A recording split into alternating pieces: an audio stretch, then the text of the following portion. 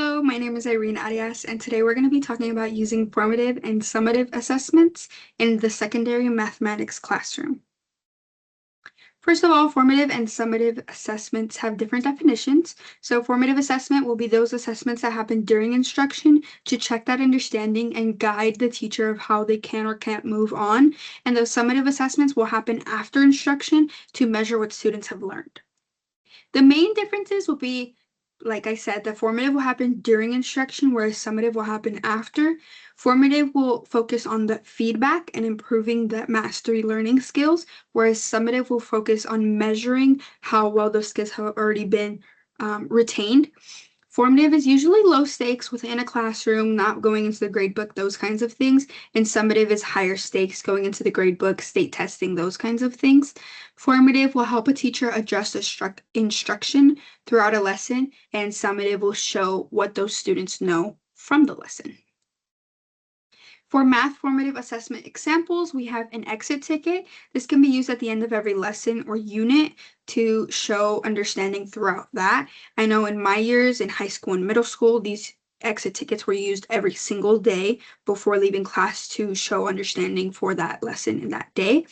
Whiteboard responses, I think, is specifically in math. You can put a problem up on the board, have students write their work on their whiteboard, and then have them turn it around, kind of showing everybody at the same time so that it's not one-on-one pressure, anybody being called out, but the educator can still kind of get a hold of what is being retained and what may need to be reviewed. And then a Kahoot or Pear Deck is always a trusted example with technology, just because everybody has their own station where they can answer those questions, and it'll go to that educator's laptop or computer, but no answers will be shared within one another. So if a student is struggling, that's something that can be really helpful. And all of these strategies can help an educator know when to move on or when to reteach those lessons. For math summative assessment examples, first we have a unit test. This can be at the end of every unit or at the end of every lesson, depending on how big those units are. Projects are really helpful for the ends of quarters or semesters to show what those students have learned from that time forward. And then a final exam, usually towards the end of the year, before moving on to the next grade level to show what has been retained. And all of these examples are great ways for educators to measure how much of the lessons have stuck from those years. Now, for addressing bias in student needs, I picked a written word problem test. And the reason I picked this is because I'm so passionate about students with different language barriers.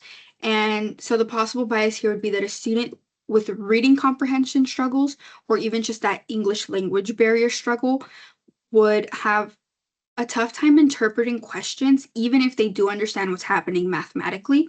So a good way to adapt to this would be providing visuals and diagrams throughout a test. I don't think a written word problem test entirely is the right way to go, but if this was going to be the type of test that I would assign, I would provide visuals and diagrams. I would also break complex problems into smaller steps, especially for those students who struggle, and then provide more vocabulary support. Try not to use words that are too big, especially if I know that there will be a student who may need some more help.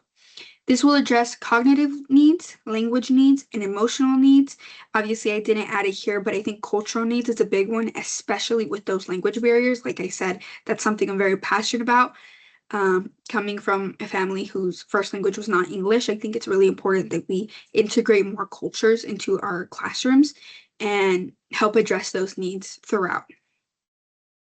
Now, for using data to support students, if a student struggles, we as educators can provide small group instruction, additional examples for them to work on, some extra practice for them to take home as well. Peer tutoring, which I think is really helpful because sometimes it can help a student to learn from a peer, someone that they trust and that they know, rather than a teacher where they might feel a little bit down sometimes.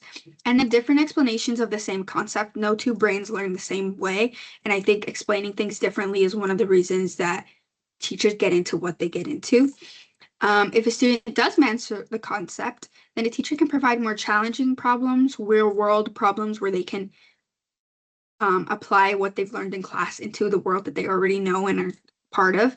Some opportunities for leadership for those students, like I said, for the peer tutoring. If a student is mastering those concepts and they can help someone else in the class, obviously the weight is not theirs to carry, but it would be helpful for them not only to master the concept even more, but to also help one another. And then some advanced activities for those students so that they don't get bored or feel like they're too ahead and start to slack off because of that. And then for a technology connection, for some of those examples, we have creating a digital presentation and explaining a solution. This can be part of those summative examples for projects.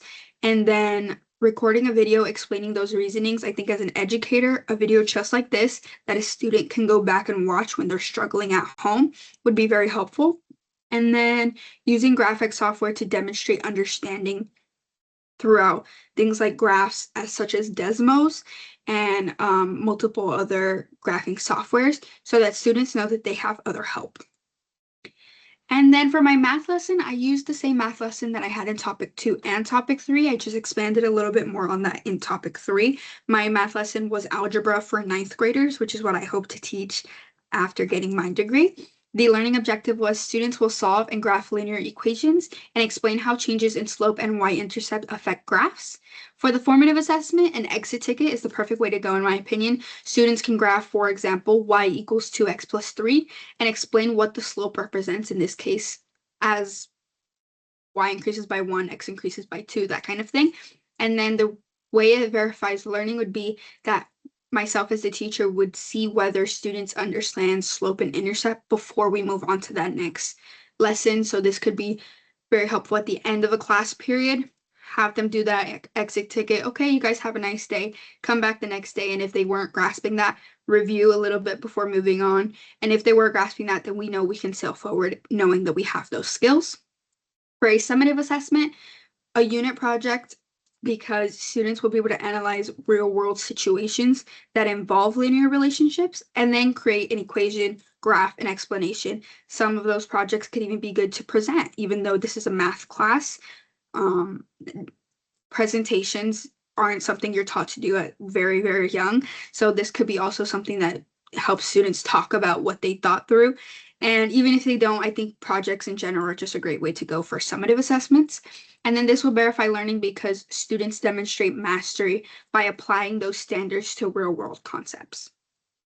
And then these are my references. Thank you so much for listening. I'm enjoying this class very much, and I hope to do even more looking forward. Thank you. Bye.